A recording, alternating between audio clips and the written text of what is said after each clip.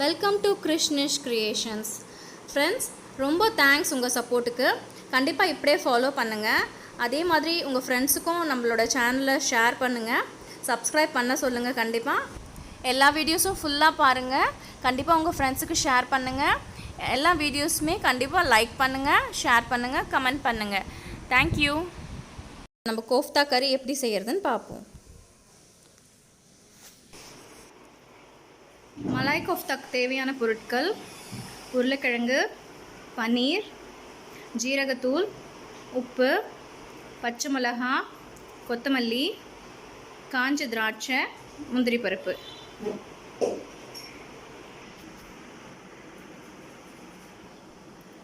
உருளைக்கிழங்கு வேக வச்சது 2 மீடியம் சைஸ் உருளைக்கிழங்கு வேக வச்சு தோல் உரித்து துருவி வச்சுருக்கேன்.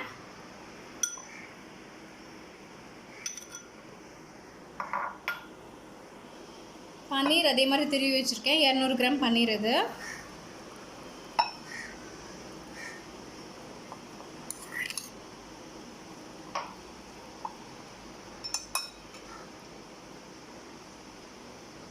அரை டீஸ்பூன் உப்பு ஆட் பண்ணிக்கிறேன்.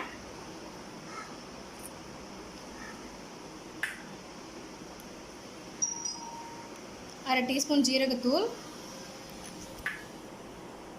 3 பச்சை மிளகாய் பொடியாக நறுக்கி வச்சுருக்கேன்.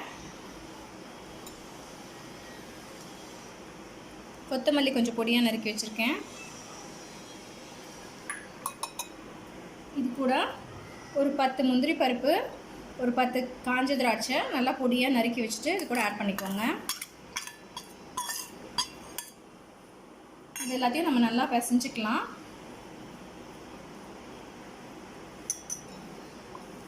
இங்கே நல்லா கை போட்டு நல்லா மிக்ஸ் பண்ணிக்கோங்க, அப்போ தான் ஈவனாக மிக்ஸ் ஆகும். இது கூட ஒரு டேபிள் ஸ்பூன் அளவுக்கு மைதா எடுத்துக்கலாம். ஒரு பைண்டிங்காக தான் இதை ஆட் பண்ணுறேன். பார்த்திங்கன்னா எல்லாம் நல்லா மிக்ஸ் ஆகி வந்துருச்சு. லைட்டாக எண்ணெய் தொட்டு சின்ன சின்ன பாலாக பிடிச்சி வச்சுக்கலாம். இதை ஒரு ஃப்ரை பண்ண போகிறோம். இது கோஃப்தா ரெடி ஆகிடுச்சு.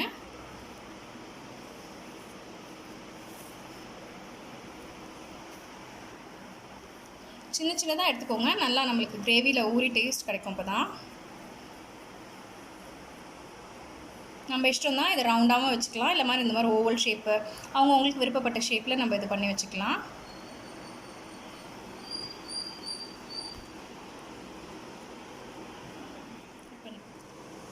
நம்ம அந்த மாவு ஃபுல்லாக ரோல் பண்ணி எடுத்து வச்சுருக்கோம். இதை டீப் ஃப்ரை பண்ணி எடுத்துக்கலாம்.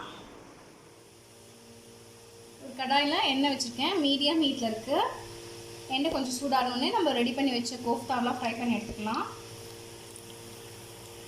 மீடியம் ஹீட்லேயே ஃப்ரை பண்ணிக்கோங்க.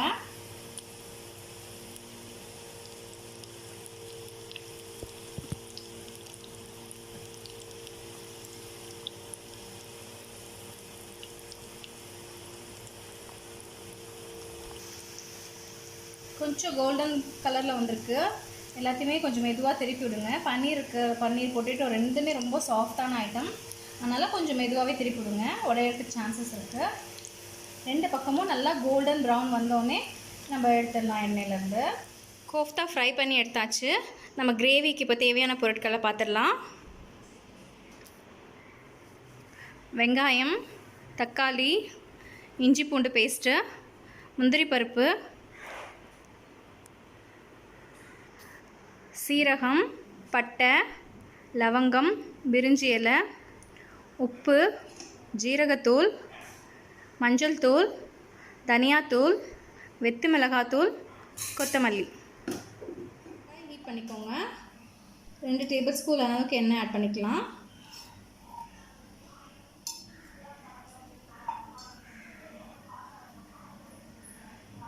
நாலு வெங்காயம், மீடியம் சைஸ் வெங்காயம் ரஃப்பாகவே கட் பண்ணிக்கலாம். நீங்கள் ஜஸ்ட் வதக்கி அரைக்க தான் போகிறோம்.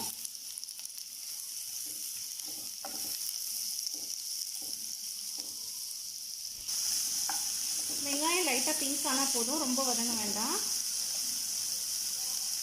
கொடுக்க 2 டேபிள் ஸ்பூன் அளவுக்கு இஞ்சி பூண்டு பேஸ்ட் வச்சுருக்கேன், அதையும் ஆட் பண்ணிக்கோங்க.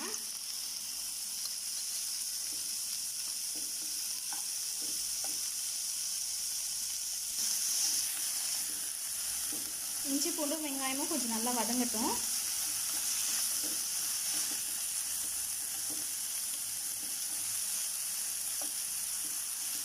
பார்த்திங்கன்னா லைட் ப்ரௌன் ஆகிருக்கு.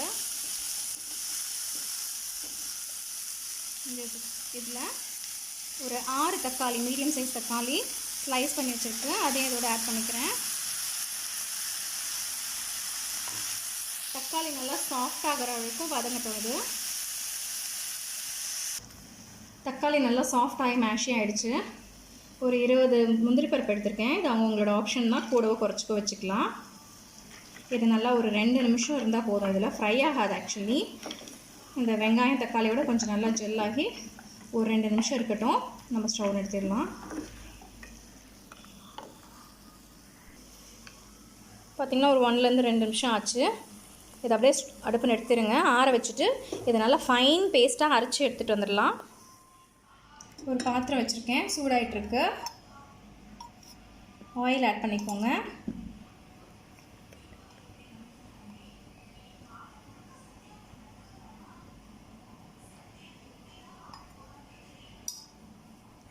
சூடானே பிரிஞ்சி இலை,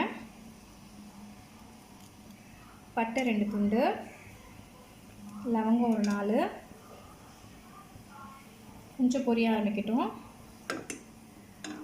சீரகம் கொஞ்சம் போட்டுக்கோங்க. நம்ம இந்த கிரேவிக்கே ஃபுல் ஃப்ளேவர் கொடுக்குறது இந்த சீரகம் தான்.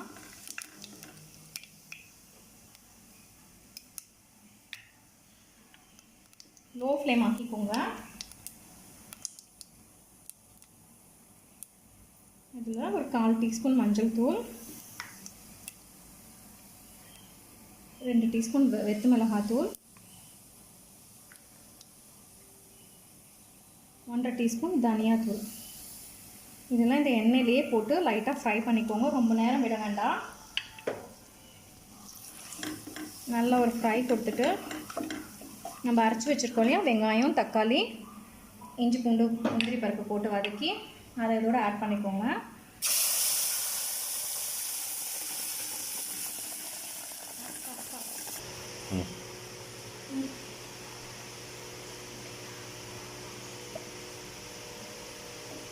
நம்ம அரைச்சி விட்டதெல்லாம் நல்லா இதில் போட்டு மிக்ஸ் பண்ணிவிட்டு கொஞ்சமாக தண்ணி ஊற்றி கழுவி வச்சுருக்கேன், அதையும் இதில் ஆட் பண்ணிக்கிறேன்.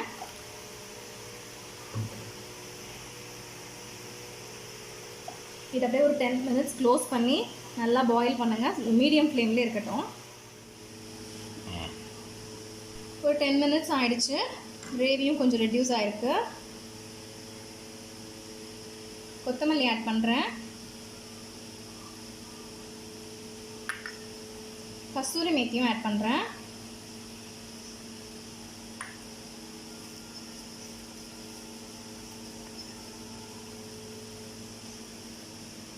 கஸ்தூரி மேத்தி கொஞ்சம் க்ரஷ் பண்ணி போட்டிங்கன்னா அதோட ஃப்ளேவர் ஜாஸ்தியாக இருக்கும். கிரேவி கொஞ்சம் மீடியம் ஃப்ளேம்லேயே குக் பண்ணுங்கள். ஏன்னா cashew nut அரைச்சி ஊற்றுனால அடிப்பிடிக்கிறதுக்கு நிறைய சான்ஸ் இருக்குது. மீடியம் ஃப்ளேம்லேயே வச்சுக்கோங்க. அவங்கவுங்க கன்சிஸ்டன்சிக்கு ஏற்ற மாதிரி இன்னும் கொஞ்சம் திக்காகவும் வச்சுக்கலாம், இல்லை இதே அளவுக்கு வச்சாலும் வச்சுக்கலாம். இப்போது ஃப்ரெஷ் க்ரீம் ஆட் பண்ணுறேன்.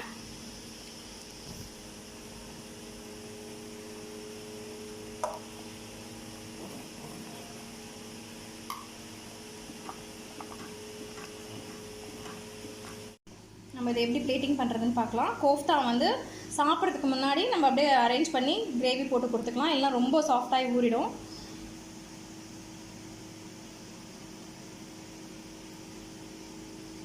நம்ம கிரேவி வேணால் தனியாக கூட சர்வ் பண்ணிக்கலாம்.